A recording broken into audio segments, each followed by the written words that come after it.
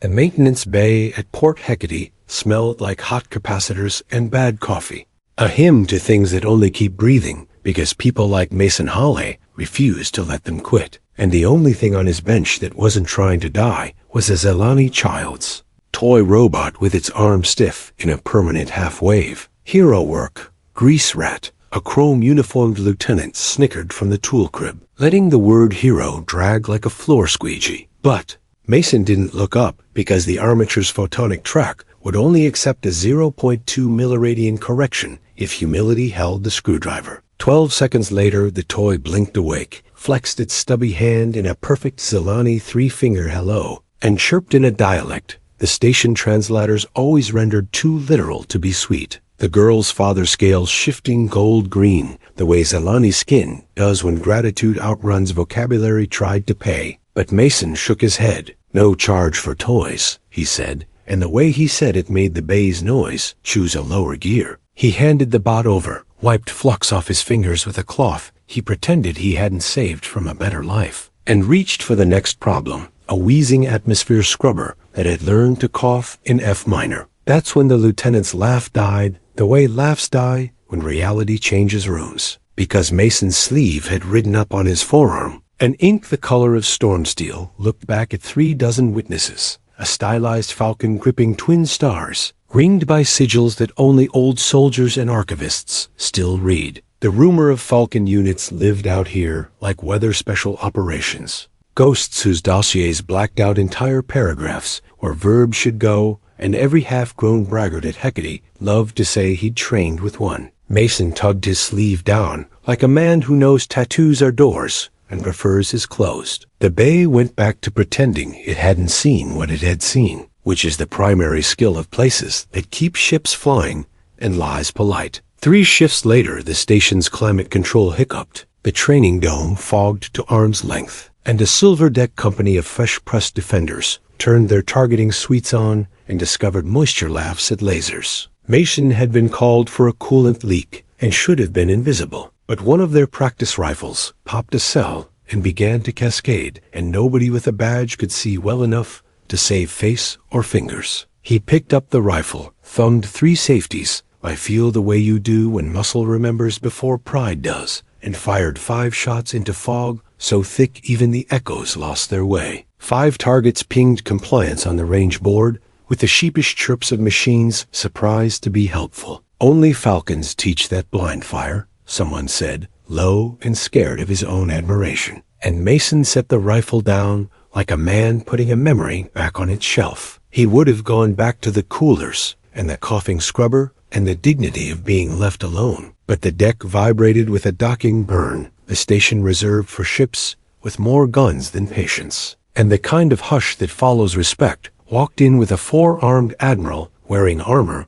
that had learned to be uniform. Varathi, the local rumor mills would decide later, scales dulled by years and sharpened by wars. Eyes that tracked rooms the way artillery tracks weather. He didn't look at the officers sprinting to formality or the security chief trying to remember where to put his hands. He walked straight to Mason and stopped 3 feet away, then saluted with the precision of someone who remembers every person he has ever buried. Captain Hawley, he said, voice like gravel learning diplomacy. I did not expect to find you calibrating coffee machines in the disputed zone. The bay inhaled. A chrome lieutenant turned into furniture. Someplace a wrench decided to land softly. Mason didn't salute back, because the last time he had done that a lot of people had gotten famous posthumously. Needed to remember how to fix small things, he said, and the Varathi's mandibles ticked the tiny smile their kind deploys when pity and pride tie. Your Falcon records were unsealed this week, the Admiral said for everyone and for no one. Your name redacted per your request. But your work not Proxima Breach, Callisto Corridor, Beetle Gate. The Zelani embassy sent a note about a toy repaired in 12 seconds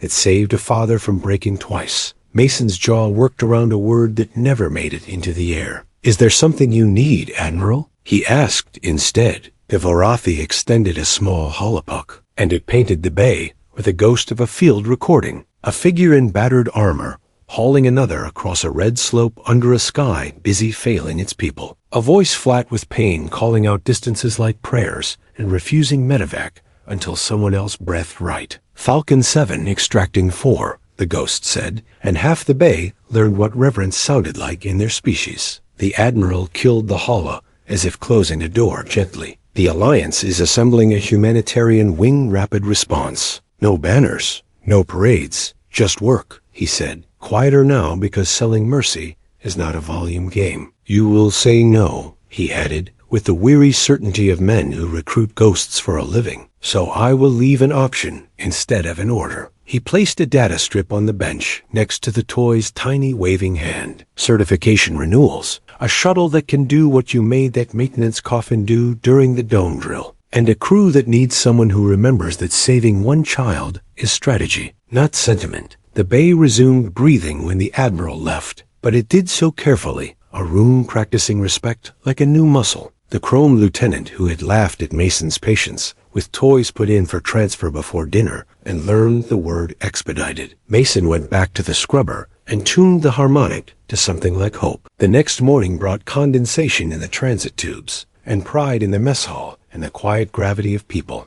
who had suddenly realized the old mechanic had a past that included verbs, as told later. Mason ate his reconstituted eggs and ignored the way conversations stalled and accelerated, then tried to land his jokes. He had spent 4 years learning how to be invisible without insult, and he wasn't about to unlearn the only piece he trusted. It didn't matter, because the station sirens did the talking for everyone two-tone. Not a drill, a cargo hauler hemorrhaging atmosphere. Just outside the picket line with families on board and 10 minutes of air, calculated generously. Rescue boats were 20 minutes out wrestling a pirate tantrum in the next sector, and the security chief stepped into the hangar bay air like a man about to choose the wrong policy. Wait for proper assets, he said to nobody and everybody, which is how bureaucratic courage always opens. And Mason was already moving past him with an emergency kit that knew it was underqualified, and a maintenance shuttle that had no business being brave. You can't, the chief said, hand halfway to a regulation manual. And Mason looked at him with that particular exhaustion that doesn't need anger to move mountains. The chief stepped aside, because sometimes leadership is knowing when work is smarter than rules. The shuttle was ugly and earnest, and Mason could have named every rivet, every weld he'd coaxed out of a young tech's first-day nerves. And it took the burn like a dog that loves the leash and then remembers off-leash joy. Docking collars fused on the hauler. Emergency doors were trying to remember which way shut goes. Faces at windows looked out with the kind of hope that has already calculated failure and decided to be rude about it. Mason put his suit on and didn't check the O2 because habit knows there's no point. Cut a new door with a plasma torch and lines that respected pressure differentials and dignity. Blew a bridge of foam that pretended to be an airlock long enough for 60, then 90, then 200 to believe in it. He built a life support bubble for an Andromedan with a portable unit, 2 blankets, and the kind of improvisation that makes manuals blush, and carried an elderly captain who had lost a fight with time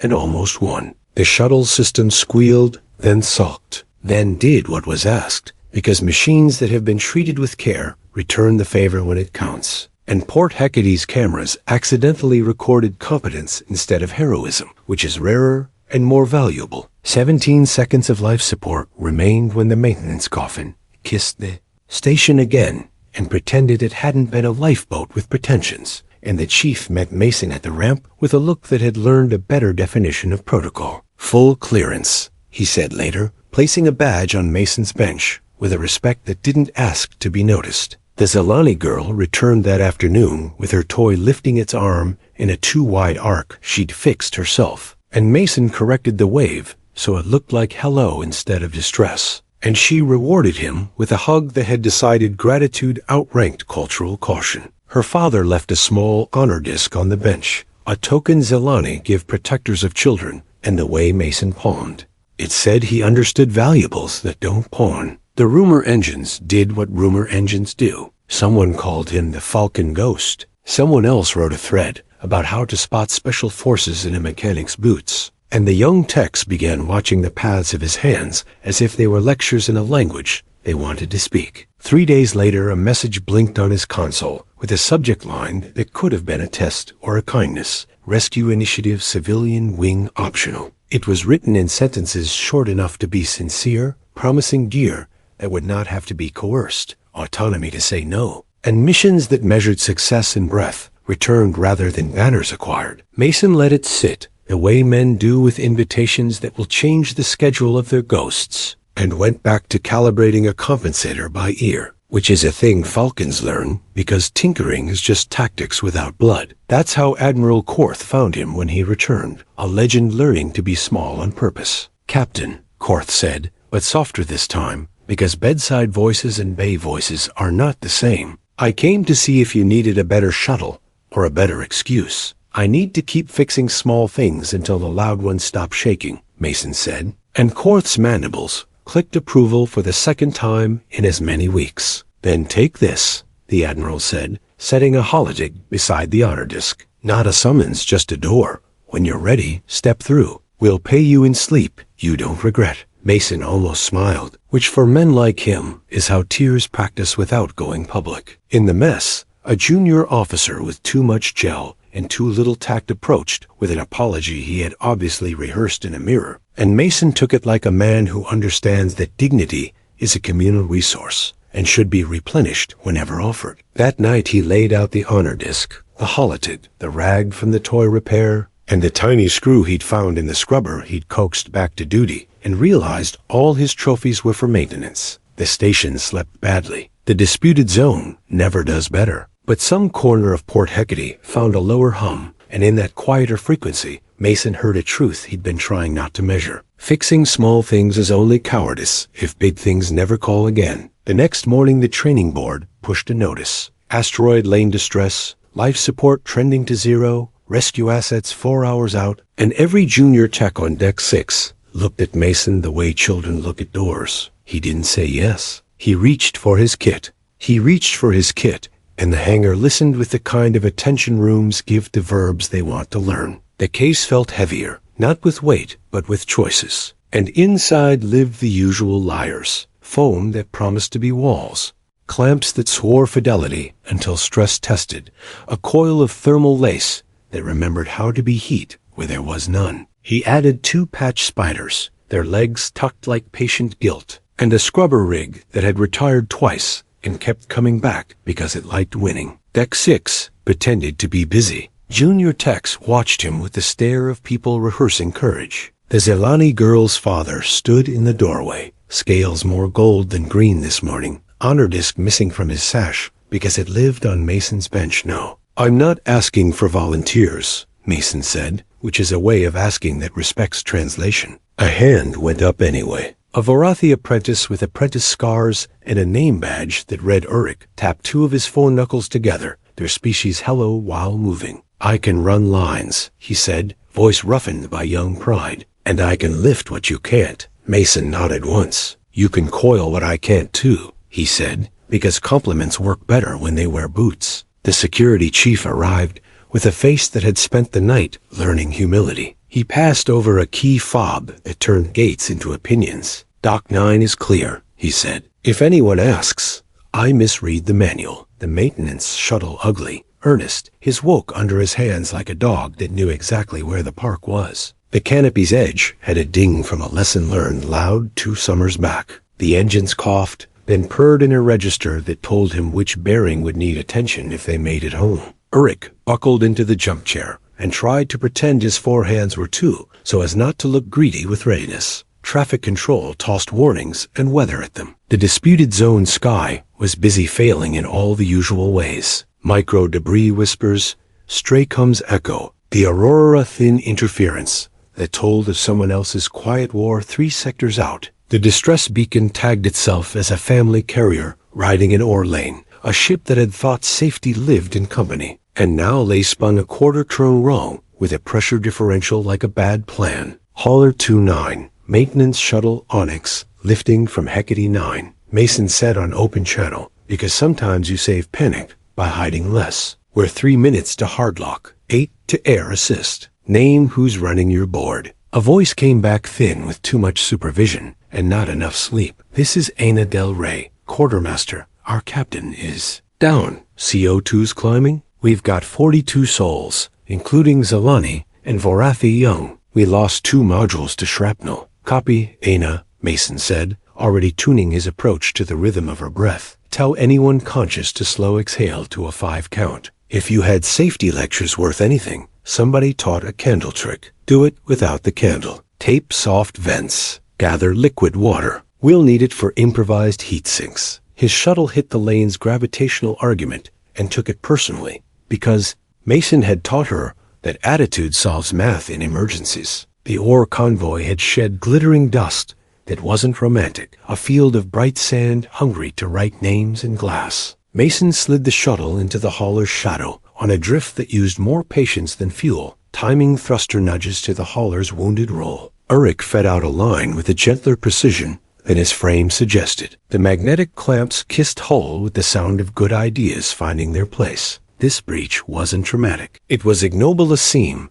at a poorly inspected weld where a corner of the universe had put a shoulder and leaned. Foam went first, arcing out in a pale bridge that pretended to be a door. The patch spiders woke with a chitter of tiny servos and began to weave, laying filaments across the foam skin like a tailor repairing a favorite elbow. Inside, people stood where they had run out of options. A Zelani teenager held 2 younger children close enough to share heat and bad jokes. A human grandmother had her palm on a bulkhead as if praying for its pulse to steady. Quartermaster Del Rey, Mason said as he stepped through, not looking like a legend, because legends are terrible at threading cramped corridors. You're promoted to air boss. Urich, run the external umbilicals and tie my scrubber into their main through intake 3. If intake 3 is a liar, it's the kind that wants forgiveness. Give it some. Urich's mandibles ticked the scent. The umbilicals went serpentine across hull, and then docile, coupling with an honesty that made Mason hope for 5 more minutes of grace. Inside,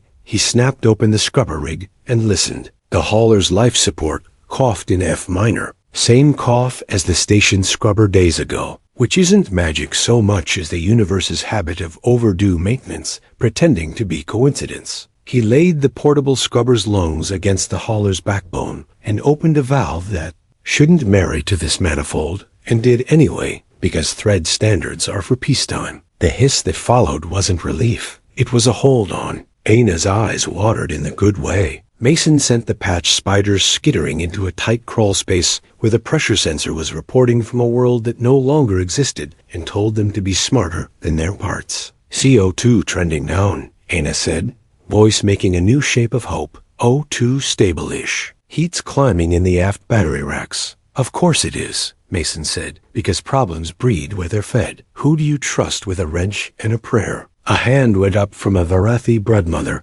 with 3 bracelets dull with real work. I keep my clutch warm in winter with a broken heater and fingers, she said. I can turn off the wrong thing last. Good, Mason said, and handed her the thermal lace. Wrap the rack like a bandage that knows it hurts. Sing while you do it. It'll keep the little one's breaths even. That's not poetry. It's physiology. The maintenance shuttle's status lights walked politely from green to amber. She could give them air or take them home, not both indefinitely. Mason thumbed his suitcom to a private band and pinged the station. The security chief answered, a man who had aged 3 years since breakfast. Talk to me, Halle. I'm giving them my lungs, Mason said. Find me something with more lungs.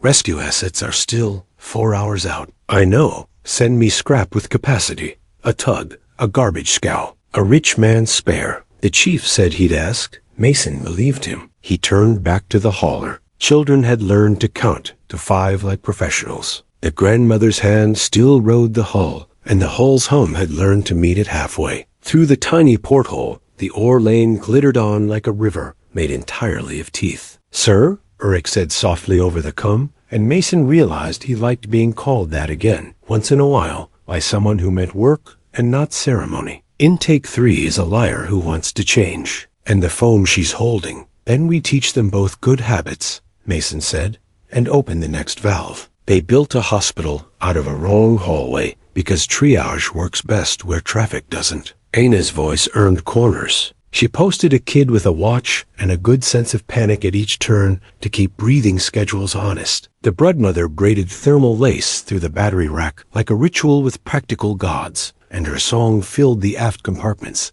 with a measure time could lean on. It was not a human song. It had teeth. The children breathed slower anyway. Mason wedged himself under a console that had once believed it would never matter and told it otherwise. The patch spiders reported a stress crack 4 meters along the scene with a cry he felt through his forearm. He sent Ulrich outside with a spool of micromesh, a can of impulse weld, and the kind of instruction Falcons teach by osmosis short, exact, without adjectives. Ulrich went hand over hand along the line in the starlight and became older by a year at the first bend. The maintenance shuttle bled heat like an argument. Amber lights edged toward red with the theatricality of devices that have learned humans do not change until color does. Mason borrowed water from a satchel marked lemons for the mess and built a crude loop, pressing it against the scrubber's hottest ribs. The hiss this time was real relief. The grandmother, who had not said a word, handed him hairpins like surgical clamps when he needed 3 extra hands, which is what grandmothers have always been for. Port Hecate's answer came back in the voice of a harbor that had decided it could cheat a little. Halle, we've got a Tug Ancilla old model, still mean. She's halfway to rust, but her lungs are ridiculous. Pilot says he won't take her past the picket without an escort. I told him the escort is a rumor with good aim. Tell the pilot to follow my wake, Mason said. And tell him if he kisses my paint, I'll make him apologize to my rivets. Time became tasks. Mason taught his Alani teen to mix chewy putty with powdered ore, because everything out here is a welding opportunity if you believe in chemistry. The teen's scales flashed pride and fear in alternating stripes, and Mason pretended not to notice to give her the dignity of her own bravery. He rerouted a fan that wanted to serve the wrong room. He lied to a sensor about quiet looked like. He took a cutter to a panel, stamped "Do Not," and cut anyway. When the next breach came, it was a shy sound. Metal sighed the way old houses do when they remember their younger roofs, and the pressure graph hiccuped like a drunk deciding on a story. Ulrich's voice came over the cum. Tight. External seam on the port rim is whispering. I can lay mesh, but she wants hands. Hold position, Mason said, and was already moving. The suit's seals bit at his wrists and neck with a familiarity that didn't ask for permission. The airlock cycled with the boredom of a routine. It had lived better days. Outside, the ore lane threw bright sand at his faceplate, and he angled his body to take it where the suit had scars to prove it could. His tether line drew a simple geometry in a bad neighborhood. He reached the seam and loved it for what it was, a long, petty hurt that wanted to be more. He pressed micromesh against it, like convincing a child a bandage can cure betrayal. The impulse weld spat light with a voice like bees. He could feel the hauler's slow spin through his boots, and through it 1,000 small insistences. The way a room remembers footsteps. He laid thermal lace along the weld, not because it would fix everything, but because it would ask the right questions of the stress. Ulrich handed him tools like a prayer learned right, and for a moment their 4 hands and 2 made something that would have counted as art if the gallery had been kinder. He went back inside with new holes in his nerves. The grandmother finally spoke. I taught school on a mining moon, she said, apropos of nothing and exactly right. I can keep the little ones busy with numbers. Make them count to 4, Mason said, and she looked at him like he had done her the courtesy of hearing her. Falcon cadence, he added, not softly, and the words sat in the room without demanding a chair. Ancilla arrived like a bar fight with manners. Her hull pitted, her engines loud, her air scrubbers designed for grumpy freight and therefore saints. The pilot turned out to be a woman with tattoos that told stories in a language Mason didn't read, and a smile that had decided its own survival. I am not kissing your paint, she said over the open channel, but I am here. You'll connect to intake 2, Mason said. Ignore the warning. It's for people who would sue when clever goes wrong. He threw her a line. She made a good catch, the kind that makes 2 ships blush. Their air became 1 air, and the pressure graphs decided not to be interesting anymore. Heat remained a bully, the aft batteries insisting on remembering yesterday's arguments. The breadmother's song grew lower, a ground note that made even Mason's breathing behave. He took a moment he hadn't earned to look at the faces. Zelani scales showed greens again. Human lips were less blue. A Vorathi hatchling blinked slow and serious, memorizing the shape of the man who had told Air where to live. 2 hours is a long time in a crisis. 4 is cruel. They made it 3 in something, because the universe sometimes grants discounts to people who show their work. The official rescue assets arrived with their flashing decency and their checklists that made sense on fresh paper. They boarded with the professionalism of people who understand they are late and that the ones who are not angry about it. They thanked Anna by rank and by name. They nodded to the Brood Mother's song, because even uniforms know reverence when it walks in with a chorus. The security chief stood on Port Hecate's receiving deck with a posture that had lost some bark and gained some depth. He met Mason at the ramp again and didn't try a speech. He just held out a second badge, this one on a lanyard that meant go where you think you must. Admiral Korth's shuttle arrived an hour later on a burn that declined spectacle as a matter of taste. The Vorathi climbed down with all 4 hands empty. He looked at the children first, because priorities are a language. He looked at Mason second, with the respect men give to men who have demonstrated their logic under fire. You gave them your lungs, he said, which was not praise. Not quite. You gave back a counting song I recognize. Mason considered the holotig waiting. On his bench, and the honor disc, and the rag from a toy, and the tiny screw nobody else would have seen, and remembered a truth from the lower hum of a station that had started sleeping better. I didn't say yes, he said. You didn't need to, Korth said. He held out a small case the size of a hand and half as heavy. Not a summons, a manifest. Names of those who would ride with you on purpose. A medic who stitches in gravity and in spin. A pilot whose tug can argue with asteroids. A Zelani Air Systems apprentice who has been practicing counting to 5. Uruk, if you will have him. Uruk straightened like a flag in a good wind. Mason took the case. It clicked in his palm the way a door does when it knows you might open it later and is content to wait. The rumor engines thrummed and didn't matter. The shuttle still needed a bearing swap and the hauler's patch.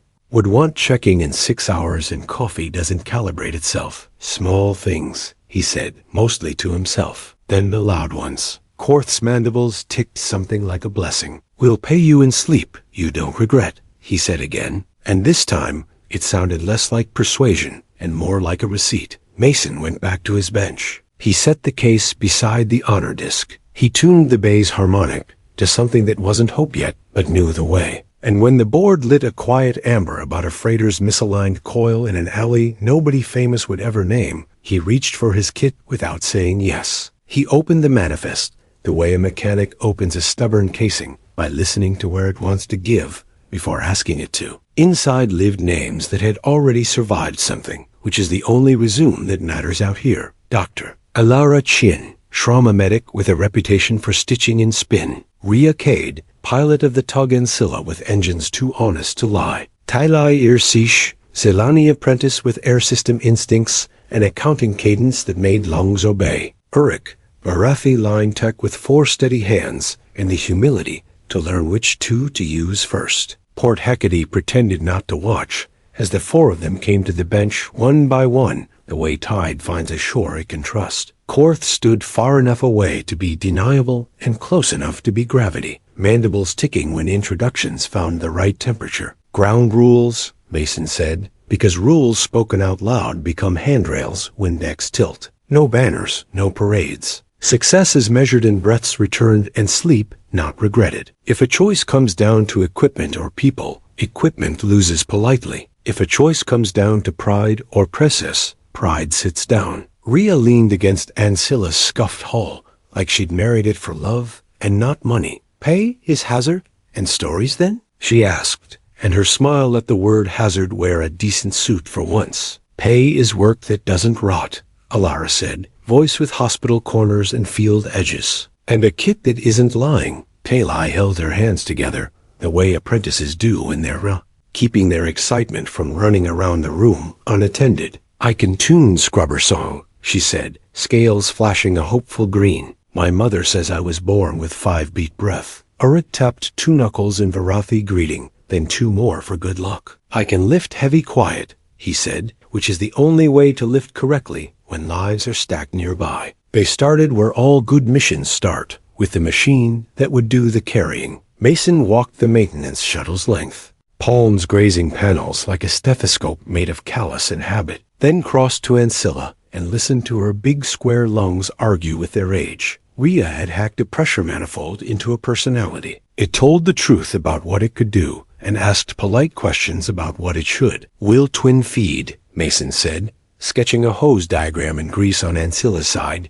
as if drawing on a friend's palm. "Shuttle for finesse, tug for volume. Elara on the needle where air becomes blood. Tylai on song and ratios. Uruk outside teaching clamps to be loyal." Korth approached, then the way a mountain approaches, slow, unavoidable, and already there if one looked properly. "You will be opposed," he said, without the drama lesser men use to make sentences feel important. "Not by enemies with flags, but by logistics, cost, and the fear of being the first to break a rule that was convenient. Choose kindness aggressively. I fix small things until the loud ones stop shaking," Mason answered, and Korth's mandibles clicked that soft blessing again. The board blinked amber with the sort of alert that knows it will be ignored by systems until people intervene. An old orbital hospice barge, Array 9, adrift on the edge of a debris stream, passive beacons whispering that its cryo protocols were degrading one digit at a time. "Civilian wing optional," the mission tag repeated, almost apologizing, which is how the right work usually arrives. "Outbound in 12, Mason said to a room that had already begun moving. Tylai darted to the parts gauge and came back with tri-clamps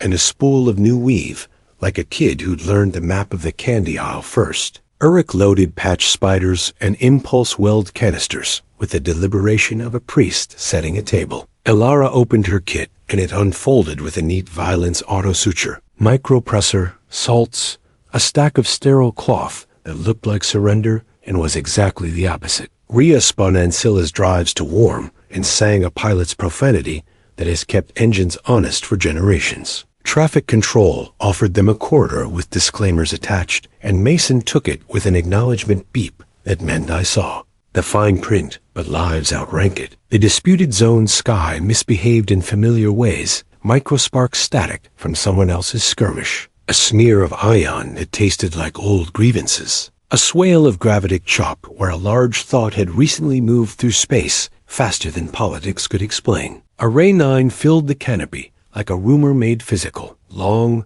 modular, ugly in the way that tells truth about purpose. Its panels pocked and its attitude control drunk on the wrong reference stars. "Cryobuses on backup, med-core unresponsive," Elara said, squinting at a telemetry stream that lied less than most. "We've got 2 awake in the caretaker ring and 36 asleep, trying not to fail. Rhea, park Ancilla on the barge spine. Give me lungs to spare and a steady floor," Mason said. "Tylai, find me the hymn these scrubbers want to sing. Uruk, leash us to their mains without tearing their old fabric." They mated tug to barge with that shy, perfect metal kiss that happens when 2 failing things choose, briefly, to hold each other up. The maintenance shuttle slid underneath like a hand under a back at a bad moment, ready to lift. Inside the caretaker ring, they found 2 humans who had stayed awake too long because duty doesn't include instructions for stopping. One with the kind of tremor that has nothing to do with cold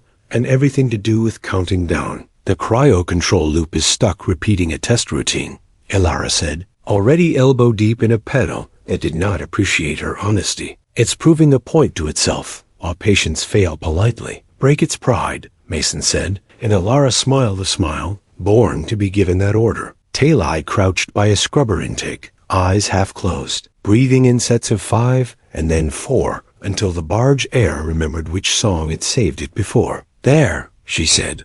"The filters want to hum and see. Someone told them E-flat during a panic month." Uruk crawled the barge's spine, laying down fresh mesh and convincing old clamps they could still be good. Has come quiet, except for the kind of grunts that mean a problem has met its correct tool. Rhea feathered Ancilla's thrusters, one whisper at a time, soaking the barge's spin, keeping the debris stream's bad manners from becoming tragedy. They built a triage in the med-core out of blankets, old protocol, and the unglamorous courage of deciding which step is next. Elara's hands moved like decisions, plating a failing cryobus onto Ancilla's air just long enough to let it remember a safer temperature, then handing it back gently, as if not to shame it. Mason bypassed a sensor loop so a machine would stop applauding itself while the room was dying. "Heat is walking up the aft power trunk," Tylee said, scales dimming with the honesty of fear reported correctly. "It will visit the cryo-manifold in 6 minutes. Then we meet it halfway," Mason said. He pulled thermal lace like a prayer rope, and Urik's hands became a chorus,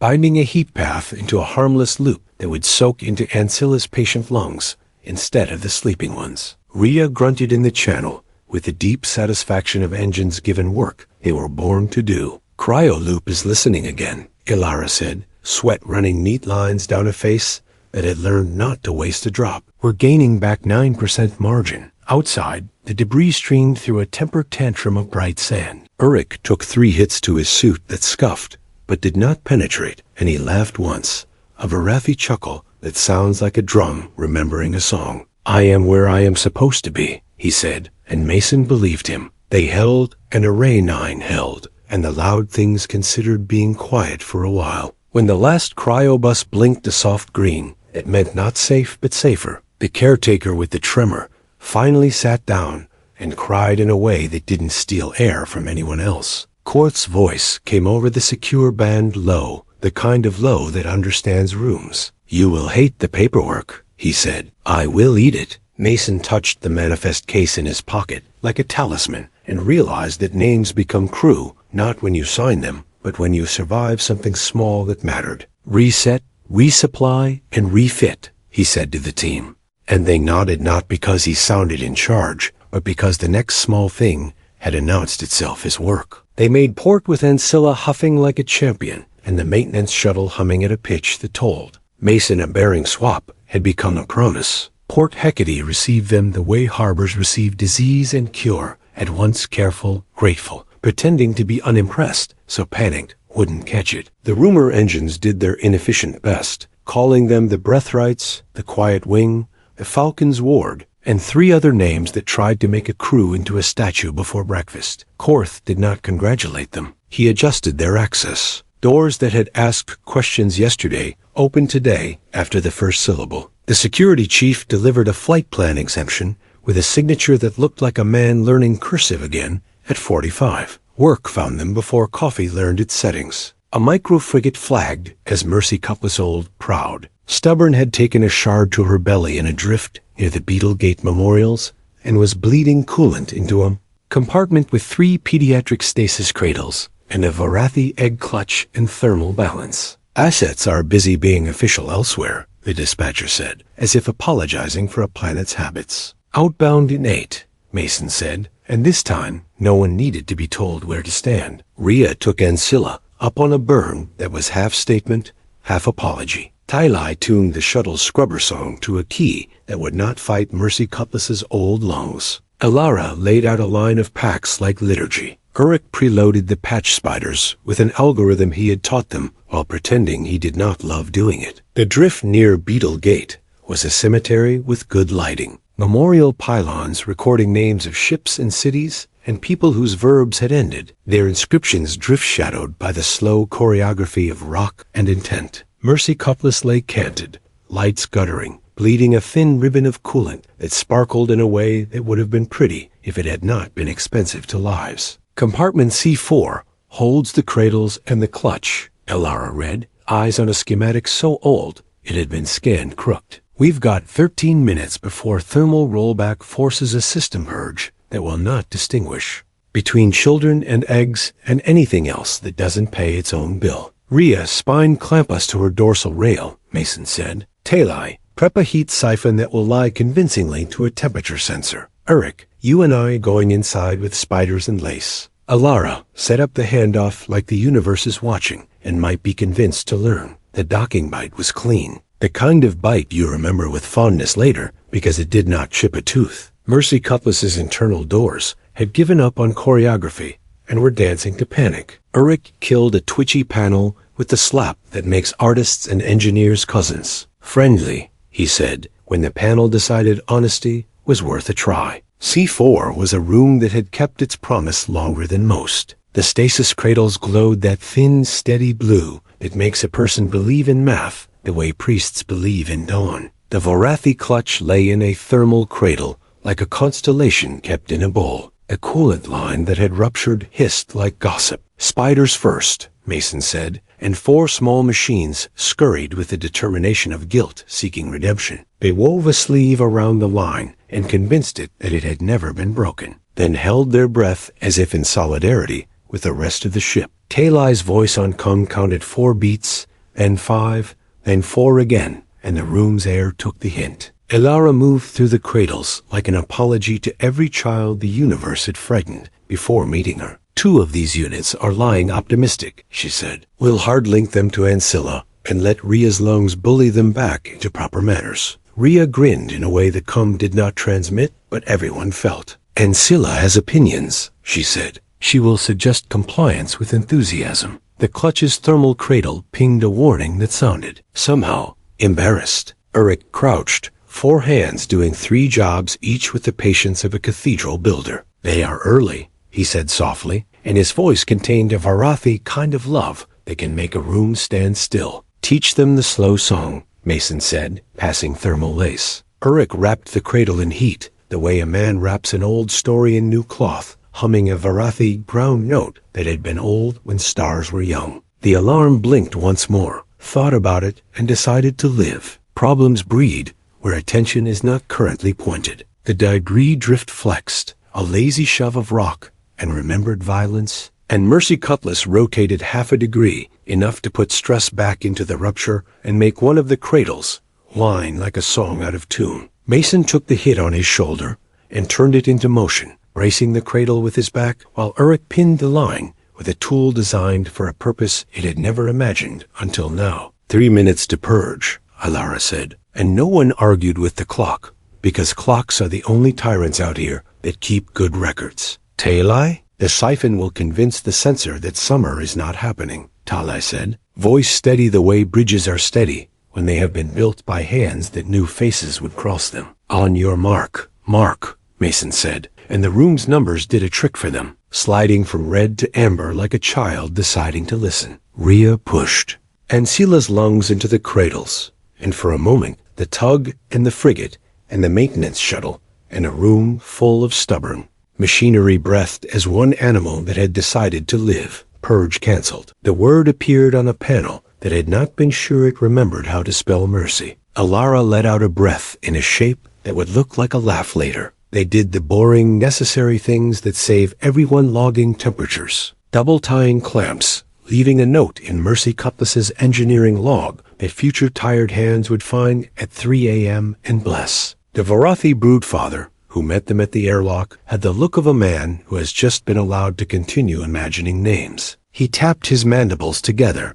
in a pattern Korth would recognize as gratitude spoken with backbone. Back at Hecate, the station's hum took a half step down in register the way it does when a story ends in a corridor and does not have to find a bar to be told in. The Chrome lieutenant, who had once laughed at toys, carried a crate for Alara without being asked and without saying he was sorry, which is a rarer and better form of apology. Talai pressed a small woven charm to the shuttle's console seam, the kind Xylani make when metal has behaved kindly to their breath. Korth arrived without escort, setting a box on Mason's bench that looked like it had learned to be quiet in important rooms. Certification renewals, field exemptions, and a budget no one will admit exists, he said. Also, a list of places where loud things had begun to shake again. Mason looked at his bench and the altar it had become. Honor disc, holotig, manifest case, the rag from a toy, the tiny screw that meant a scrubber would sing right for another season. "We'll keep fixing small," he said,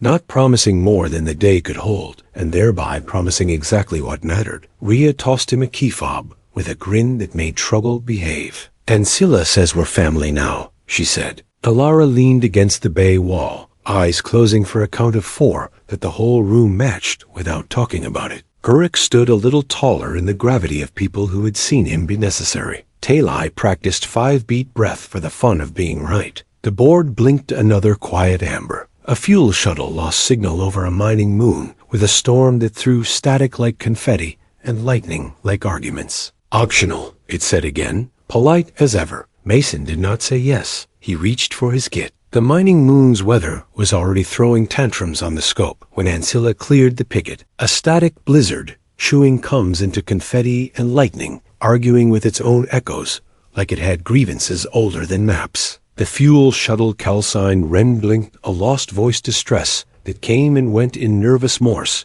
as it drifted toward a sky canyon lined with ore elevators and bad decisions. Rhea feathered Ancilla's drives into the storm, the way a street medic threads a riot, letting the wind's muscle do some of the lifting while refusing its sense of humor. Tylai tuned the scrubber song down a half key until the cabin air stopped crackling with charge and started behaving like breath again, counting in fives under her voice, as if teaching the storm manners by example. "Ren, this is Ancilla," Mason said on a narrowband that had learned to whisper through noise. "Give a name to your air." The answer came thin and stubborn. "Era del Vale, Pilot 2 crew, 1 passenger, fuel mix lean, tanks and auto shedding, starboard ram intake fouled by trash lightning turned into glass. Gilara laid out Burns gel, defib patches, and 2 micropressors, with the calm of someone who has met panic and asked it to sit." Urich clipped a Faraday web to Ancilla's skin like a fisherman netting lightning on purpose. 4 hands moving in a choreography that turned superstition into engineering. "Plan is twin hook and pull," Mason said, drawing the angles in grease on the console so the team could feel them. No sparks, no pride, no talking on open bands near vapor. Rhea slid Ancilla alongside.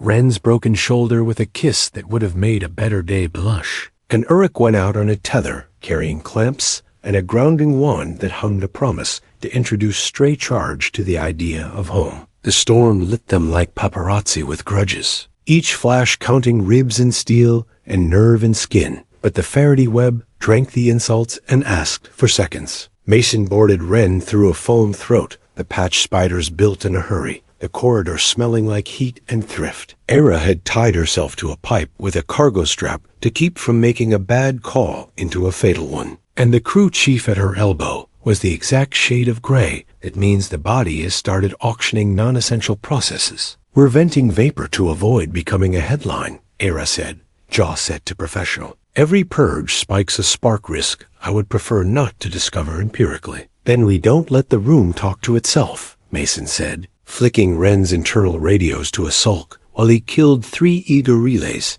with 2 fingers and a look. Tyler's voice ghosted in on the shielded line like a metronome with bedside manners. 4 counts quiet, 5 counts slow. Breathe like you mean to stay. Ilara slipped a mask on the crew chief and pushed a measured sigh into him, the presser ticking a rhythm for a heart that had lost the beat. "Ground the tanks," Mason told Urich. "Then I want a leash on the purge that goes through Ancilla's lungs instead of Fate's." Urich's chuckle sounded like a drum deciding on a song. "Fate will sign for the package," he said, and clamped a braided line that promised to escort electrons like a bouncer with charm. Rhea bled thrust in micro sips to keep both ships in the canyon's lee, using lightning shove like a good argument used at the right time. First purge ran clean to Ancilla, vapor condensing against her big honest scrubbers and turning danger into ugly water. Second purge stuttered, a hiccup in a throat full of teeth, and a panel on Ren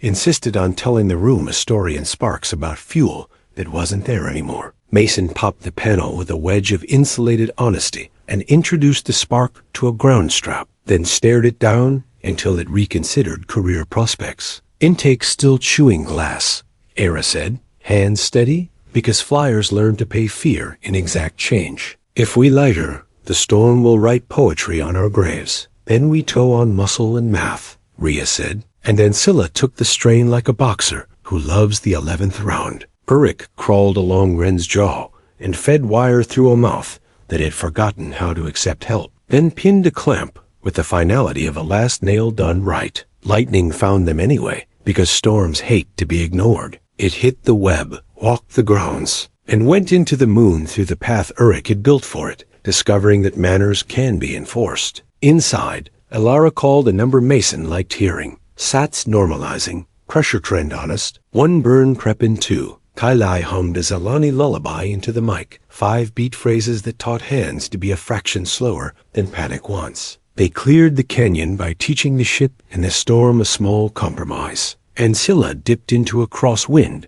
just as Ren rolled into it. Both on account Talai kept in her fingers, and the angry sky overshot its chance to be clever. The ore elevators fell behind like rude skyscrapers, embarrassed to have been witnessed. Outpost Vent 7 is reporting CO alarms and a stuck damper, the dispatcher said in a voice making apologies for physics. Families in the shelter, egg tray in thermal balance, and nobody willing to pick which problem to lose. Drop Ren at the pad. Leave Ancilla idling as alone, and take the kit to the vent, Mason said, already dividing tasks in his head where the map lives. Ria's landing was a sentence with no adjectives, because it didn't need any. Era pressed her forehead to Ren's console for 1 second of private inventory, then looked up with a pilot's gratitude that isn't performed. I owe you lunch and 3 favors, she said. Make them expensive. The outpost doors opened on a rush of air that had learned to lie. The shelter was packed to a polite density, eyes wide, lips thinned to conserve the shape of oxygen, and the sound of children trying not to be songs. A Varathi broodmother held a portable warmer over a clutch with the patience of a person who plans to outwait storms, wars, and committees. Vent 7's manual crank is stuck, the foreman said, voice wrecked from choosing wrong too often in a row. Then we teach it to move, Mason said, and shouldered the kit. Vent 7 lived down a spine of corridor that had once been proud of its welds and now preferred not to be looked at. The manual crank wore a sign that said, "Do not operate without authority," which is how some machines beg for attention in emergencies. Talai laid her palm on the housing and closed her eyes, counting 4, then 5, listening for the gear's honesty beneath the storm's breath, and nodded when she found a tooth that had not given up. "It wants to turn on the exhale," she said, and Mason smiled, because that was how good techs talk. Urich bracketed the crank with a brace he'd made from a maintenance ladder and intent, turning the handle into leverage that could teach a stubborn hinge civics. Mason bled a shot of lube where old grease had fossilized into an ethic, then leaned with the patience he saved for bolts that needed to remember their purpose. It moved like old pride learning a new job. Air flowed. The CO alarm screamed, stepped down to a lecture, and then to a mutter anybody could live beside. Alara turned the shelter into a clinic with 2 gestures, in a tone that made people rediscover obedience as a skill. Sit, sip, breathe on 4, she told a line of faces, and the way they copied her count made the room steadier than any architecture could have. A human kid with lightning rash on his forearms tried to pretend he was made of stone until their oppressor kissed his veins and reminded them how to behave. The Varathi broodmother's song settled into the low register that tells eggs the world is, for the moment, acceptable. The foreman sweat making a map that said I have made promises to too many people dragged a hand over his face. We've got a collapsed drift, he said, pointing toward a shaft that had learned humility the hard way. A miner and a child took shelter where the math said they shouldn't, and the math turned out to be petty. Ria glanced at the storm through the open bay, gauging gusts the way gamblers read rooms, then looked at Mason for the sort of yes that isn't a vote. Spiders and mesh, Mason said. Foam bridge, then lace the edges so the rock remembers how to be polite. Eric's grin had too many teeth for human. Comfort and exactly enough for the job. Talai prepped the foam and whispered to it like cooks whisper to bread that must rise despite weather. The drift mouth was a throat of powdered stone and bad faith, but the patch spiders went in with the guilty determination of tiny machines asking to be forgiven for their origin. They found the miner holding the child like a blueprint for survival he refused to revise. Oxygen was a ruler in that pocket. Mason passed the kid a micromask and counted 5 on his fingers big enough to be trustworthy, and the kid copied him like copying was a game worth winning. Alara slid a saline line into the miner's arm with a confidence that made even the rocks stand still, then glanced at the ceiling and saw the story the cracks were telling. 2 struts, there and there, then we move, she said, because triage is engineering for the soft parts. Urich set the struts with the gentleness of a librarian shelving names. Talai laid thermal lace along the foam like embroidery her grandmother would have called medicine. The drift decided to remember being a hallway and not a trap, and they walked their finds out through a space the storm tried and failed to make narrow again. Back in the shelter, the CO numbers behaved like adults, under supervision. The Bread Mother tapped her mandibles in a pattern that sounded like gratitude, refusing to be poetry, which made it stronger. Rhea fed Ancilla a slow diet of lightning through the web to keep her batteries smug and altruistic. Era appeared at the door like someone who had just told her ship it could rest without losing pride, and carried in a box of ration bars with the reverence of a sacrament. Korth arrived without an entourage, and with all 4 hands empty, which is how real authority enters rooms that already contain the important things. He checked the eggs first, then the children, then the foreman's breath, and only then looked at Mason in a way that contained neither order nor apology. "There is a corridor for mutual aid we have been pretending not to need," he said quietly. "You are walking it anyway. Paper will catch up." Mason glanced at his crew and found answers already standing where questions would have gone. "We'll log what we did, so the next tired hands don't have to invent it," he said. Elara passed Korth a slate with a protocol she had written in the margins of the storm, neat as a hymn but full of verbs. Tylai tucked a woven charm into the vent housing so the air would remember being thanked. They flew back to Hecate with the storm at their backs, like a dog that had decided to behave after chewing one too many boots. Ancilla's bearings sang a note that was not yet a complaint, but wanted the courtesy of attention.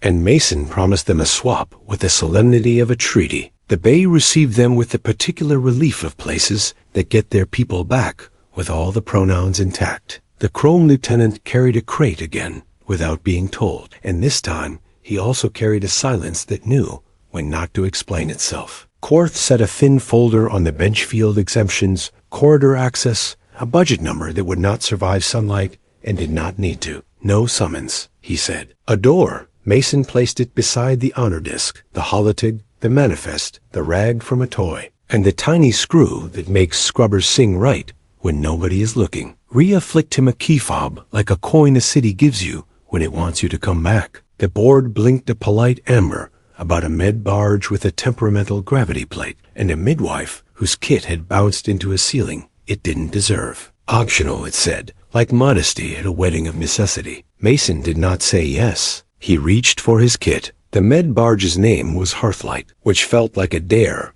given the way its gravity plate was throwing furniture at the ceiling and asking physics to testify as a hostile witness. The alert read like an apology written by a dizzy machine. Primary grav grid oscillating between 0.2 and 1.7 grams. Midwife kit pinned above head height. 2 active labors in Ward B, and across the bulkhead of a Rathi lamination cradle timed to a shell-hardening cycle that hated surprises. Ancilla slid alongside with the kind of patience that makes storms give up first, her big lungs idling, her attitude jets trimming Hearthlight's wobble by arguing with it in small, polite corrections. Rhea kept a foot on the thruster pedal like a violinist with a stubborn note and didn't look away from the drift. The debris out here moved like gossip and deserved the same attention. Tylai tuned the scrubber song to a low, steady 5, teaching the cabin air not to imitate the barge's anxiety. Urich clamped a coil of field shaper frames to his harness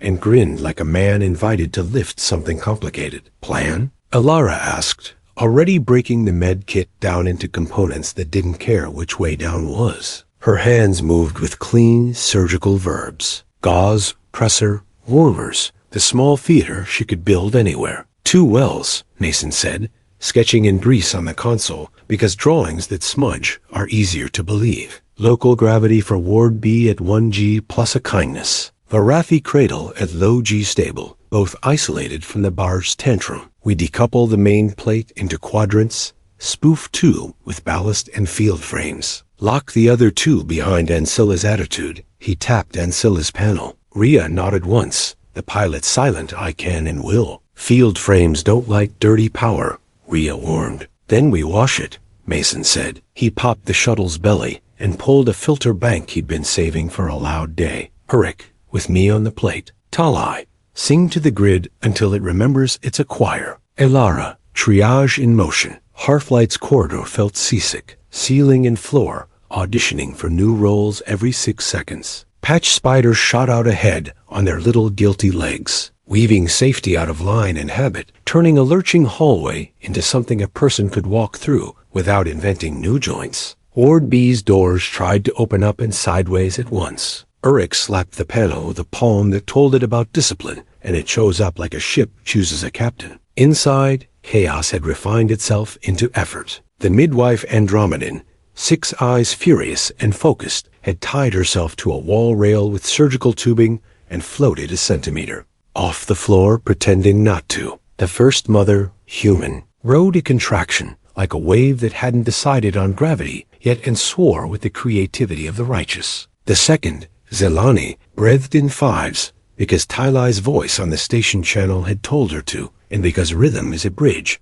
even when the road is air. "Buy me down," the midwife said, not looking to see who she was ordering. Alara anchored her with a harness and an apology she didn't feel. "You, breathe with me," she told the human, hands already measuring time on a belly that needed a floor. "You, keep the 5. It's a good number." Mason dropped into the grav bay, a room that smelled like hot copper and bad decisions layered over 10 years. The plate was an old mosaic, quadrants patched and overpatched, a quilt whose stitches had been more honest than the fabric. He killed the main feed with one hand and spliced in the filter bank with the other, hearing through his palms the way a machine admits its secrets if you hold it like a friend that needs a lecture. Urich shouldered the field frames into place and bolted them through the access rail, 4 hands doing 2 jobs at a time without making a fuss. "Talai, give me your C," Mason said over the line. "C and calm," she answered, and the hum that came back wasn't just a pitch. It was an agreement. The plate stopped chasing its own tail. The oscillation narrowed, then narrowed again,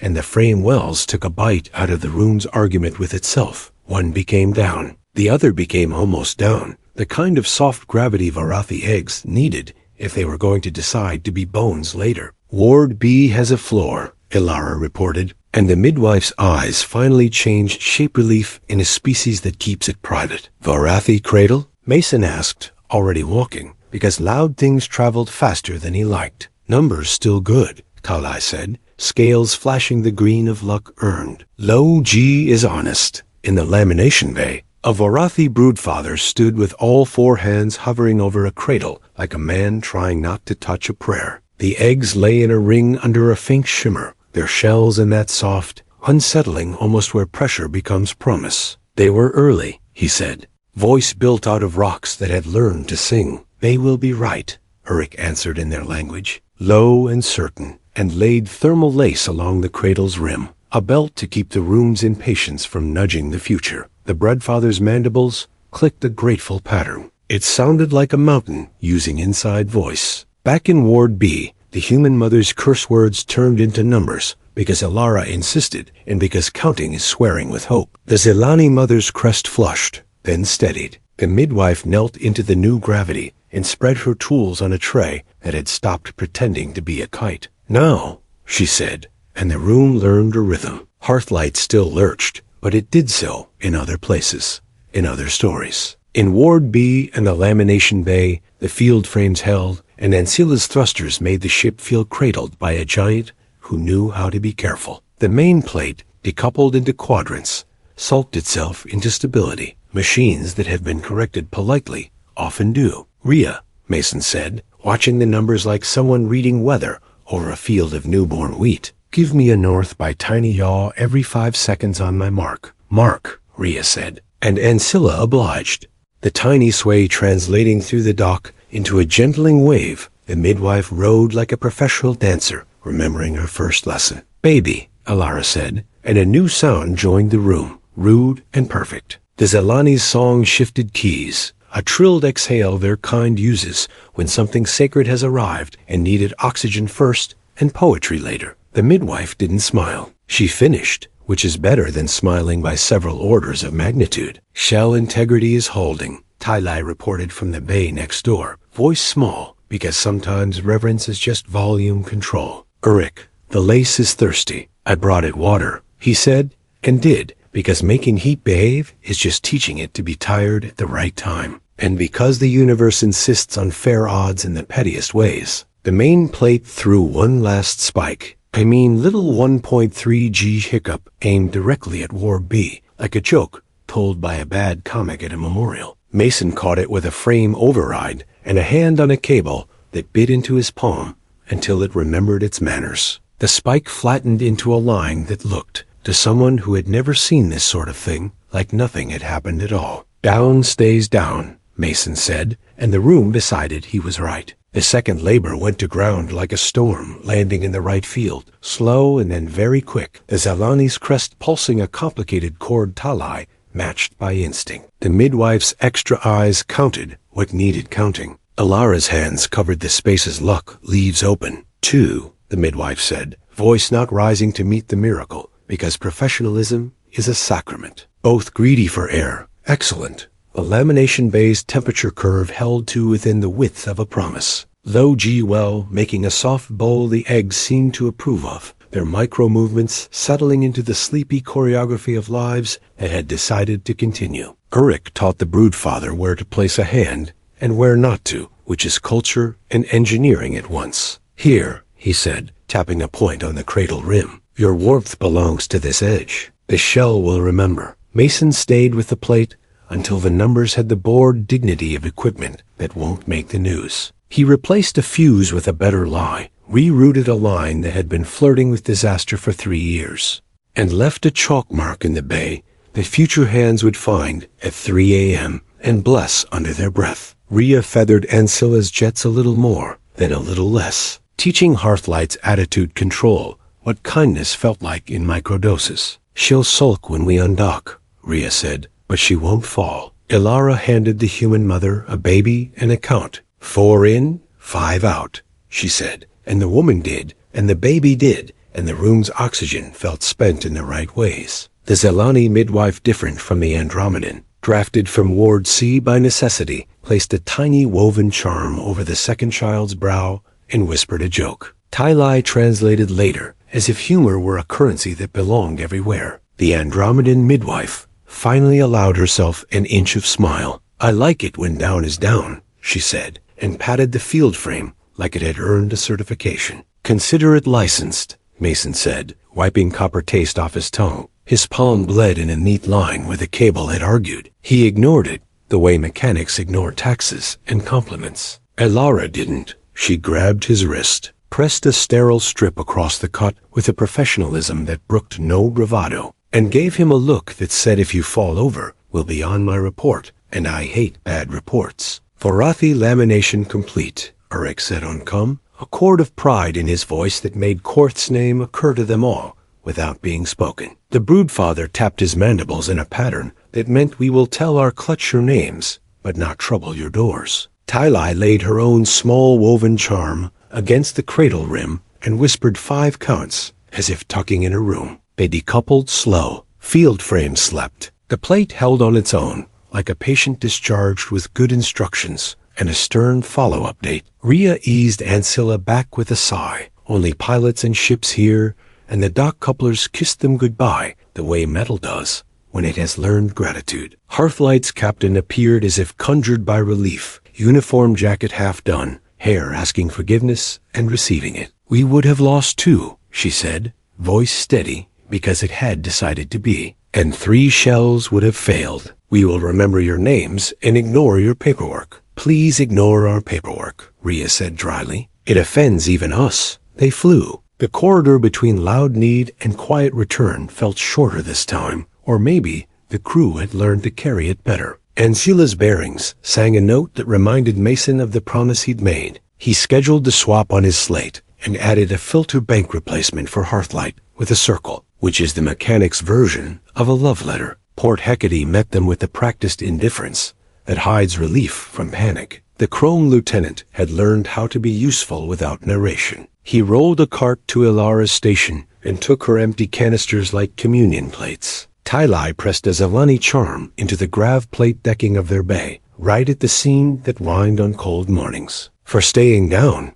she said to the metal, and the bay hummed in a lower key, as if it had heard. Korth arrived with neither guard nor speech. He stood beside the Vorathi broodfather, now wearing a workman's smock, borrowed from somewhere. and listened while Eric recounted the lamination in Varathi technical and tender are the same language if spoken correctly. Korth turned to Mason at the end and made the tiny click that means both approval and an inventory of debts paid forward. There is an envoy ship inbound with pressure sickness in the crew, and a jump coil that has decided lies are as good as parts, Korth said, like a man placing a tool where it belongs. No summons. A note on a board. Mason glanced at his bench altar, the honor disc, the holotic door, the manifest case, the rag from a toy, the tiny screw that keeps a song in a scrubber's throat, and now a new thing, a field frame bracket Tylai had tucked there with a ribbon of her weave through it. Small things, loud things,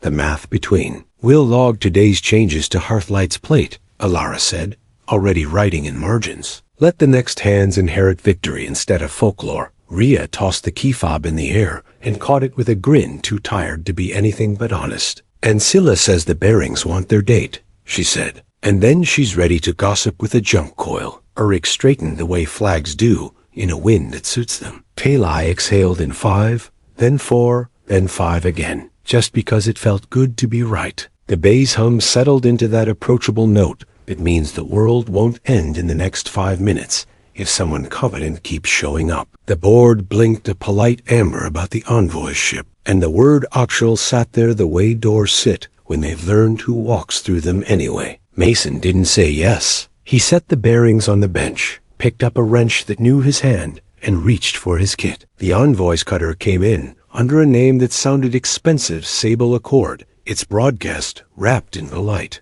encryption that said we are important and tired. Pressure sickness had turned half the crew the color of bad moonlight, and the jump coil's diagnostic kept insisting everything was within tolerance, the way a gambler insists the next hand will fix the last 3. Rhea parked Ancilla just off the cutter's shoulder, with the kind of respect that looks like confidence from the right angle and like threat from the wrong one. Engines breathing steady so the smaller ship could borrow a rhythm. Korth's message arrived on the quiet band like a tap on a doorframe. Diplomatic hall. Internal authority brittle. Do what must be done and let paper apologize after. Talai tuned their cabin air to a slow 5 and then let it settle at 4 between words. A cadence that turns panic into chores, while Ilara laid out her decompression kit with a neat brutality that said, we are not negotiating with nitrogen today. The cutter's docking officer met them with a posture issued by a manual and a voice that had forgotten how to land without saluting itself. By treaty, intervention is supervisor cleared only, he said, staring at Mason like jurisdiction could be sharpened into a blade. By biology,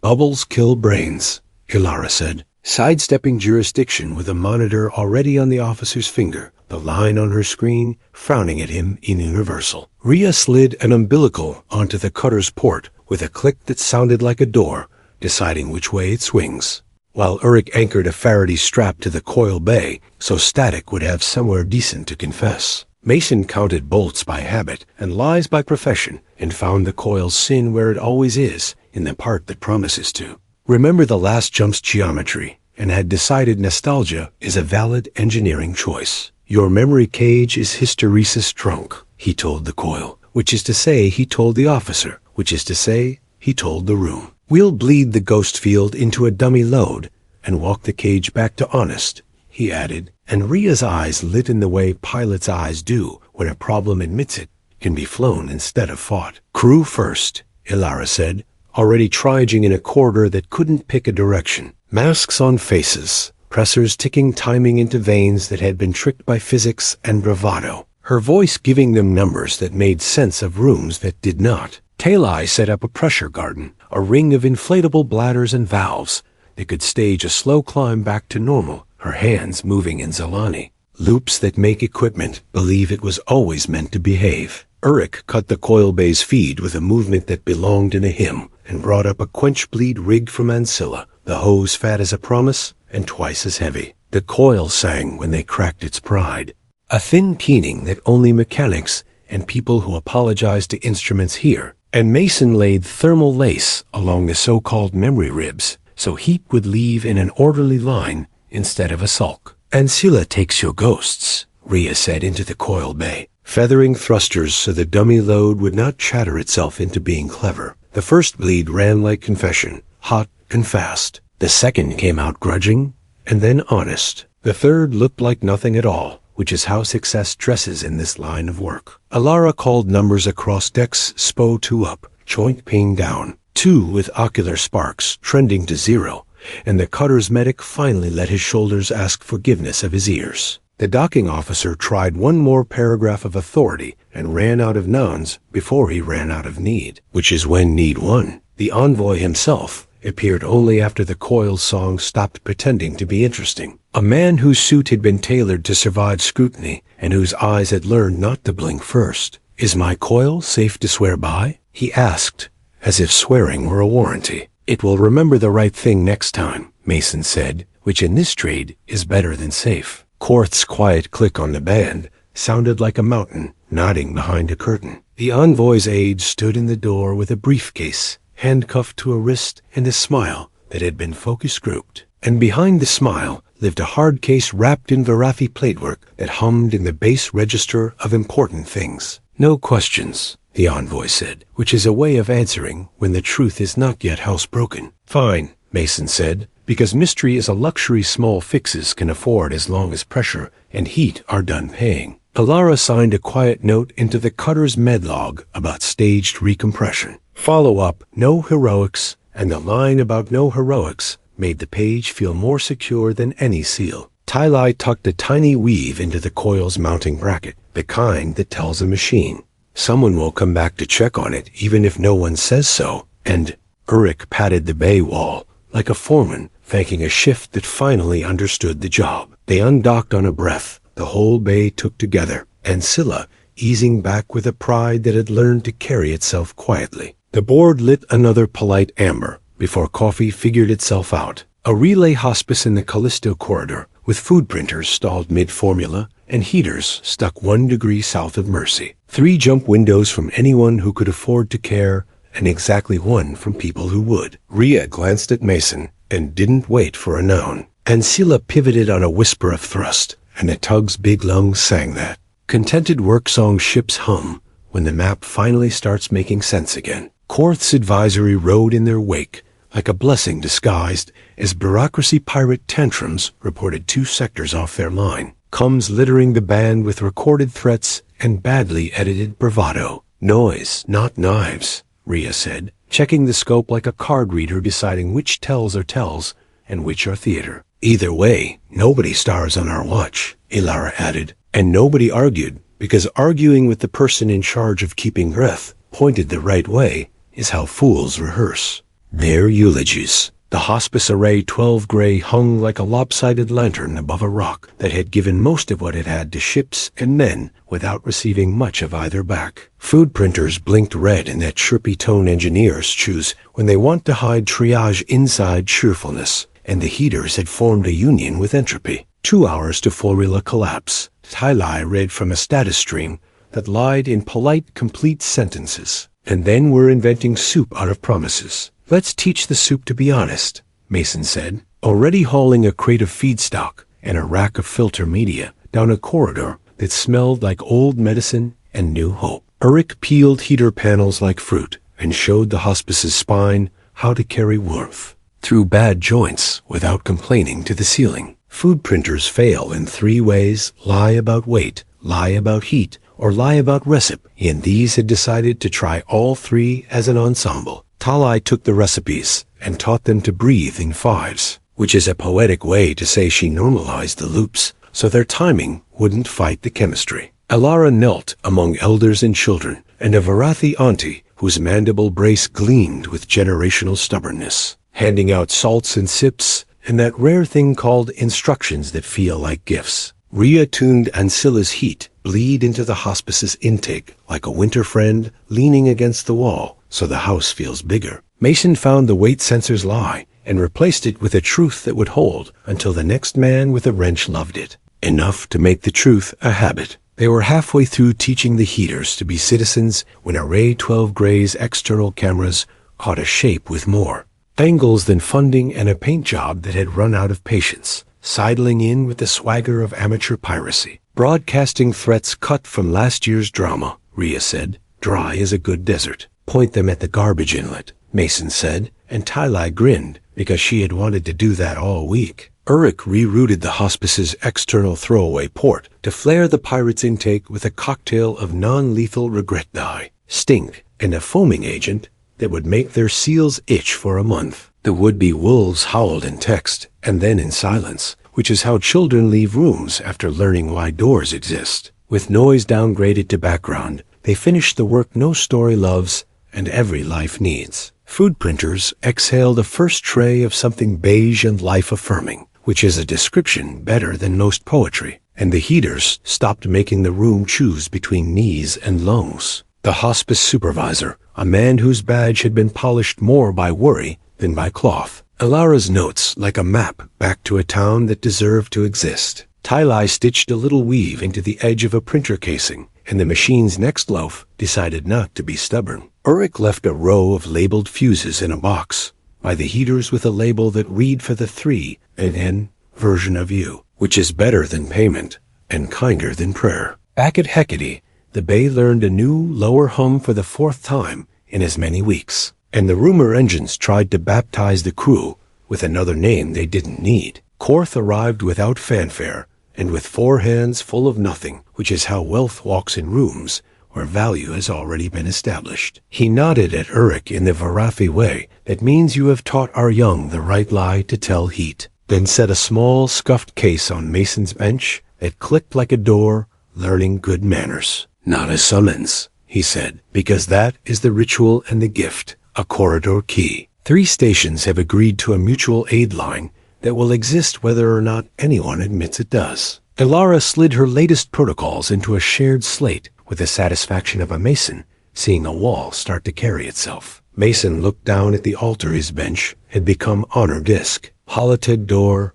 manifest case, rag from a toy, tiny screw from a scrubber's throat, field frame bracket threaded with Zelani weave, and added a new item, a coil memory cage segment cut clean from the Sable Accord spare, labeled in his hand as a reminder not to trust nostalgia. Rhea tossed the key fob once and caught it like punctuation for a sentence everyone was already reading. Tyli breathed 5, then 4, and smiled with the private pride of someone who has found the key that opens air. Uruk stood like a flag in a good wind, and did not pretend he hadn't grown taller. The board blinked its polite amber about a habitat ring with a sick magnet and a schoolroom that had lost its lights, and the word optional sat there like a door that had learned who it belonged to. Mason didn't say yes. He reached for his kit. On Port Hecate, the rumor engines ran out of new names and settled for watching. In the maintenance bay, an honor disk, a holotig that was not a summons,